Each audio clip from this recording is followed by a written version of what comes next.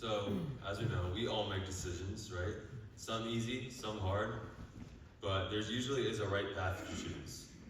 In the Bible, Daniel had to make a big decision. Owen just read that Daniel was spared in a den of lions. Well, how did he get there? Daniel was a good man, and a lot of people liked him and his attributes. And to point out, that takes time to build a good character like that. He was one of the highest ranked men in all of Babylon. He was one of 3 top administrators. King Darius divided his kingdom into 120 provinces, each ruled by a satrap, which was like a governor. He appointed 3 high-ranked administrators to oversee all 20 satraps, and Daniel was one of those 3. The officials at the time were jealous of Daniel, mainly because of how highly ranked he was and how liked he was. So they decided they wanted to get rid of him. The Bible also mentions that the king gave thought to setting him over the whole realm. In Daniel chapter 6, verse 4, it says, "So the governors and satraps sought to find some charge against Daniel concerning the kingdom, but they could find no charge or fault because he was faithful, nor was there any error or fault found in him. So they came up with a plan to convince the king to sign a law that said no one could pray to anyone except the king for 30 days. It sounds extreme, but it worked perfectly for what they wanted, because they knew Daniel wasn't going to go along with it. And sure enough, he doesn't. What he does actually sends a strong message. He just goes home, gets down on his knees, and prays like he always has.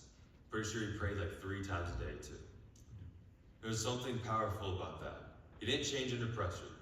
He didn't adjust to his values to fit the situation. He stayed the same.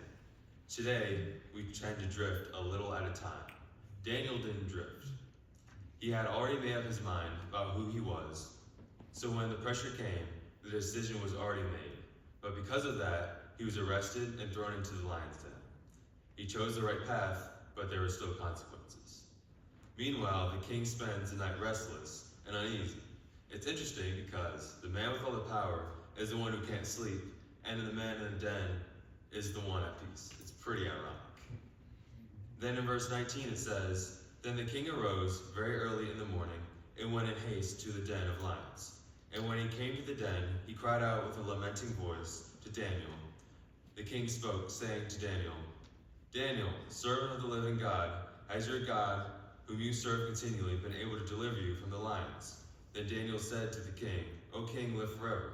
My God sent his angels and shut the lions' mouths, so that they have not hurt me, because I was found innocent before him. And also, O king, I have done no wrong before you.' Now the king was exceedingly glad for him, and commanded that they should take Daniel up out of the den. So Daniel was taken up out of the den, and no injury whatever was found on him, because he believed in his God." So here the big part to think about. Daniel didn't know what would happen. He had no guarantee that he would survive. Yet he still put his faith in God. That's real faith.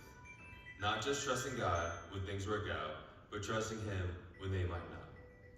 And that's where this connects us.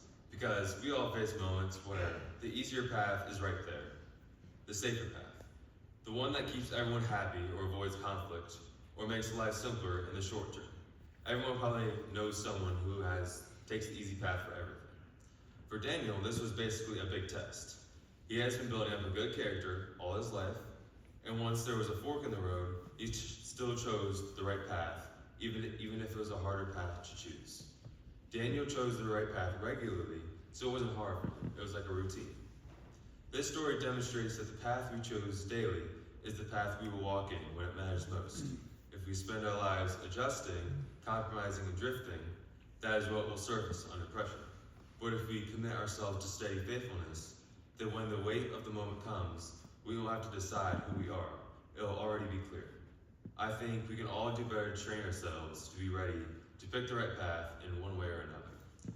Every right choice, no matter how small, is a step forward to a stronger future. Small choices have big outcomes. Thank you very much.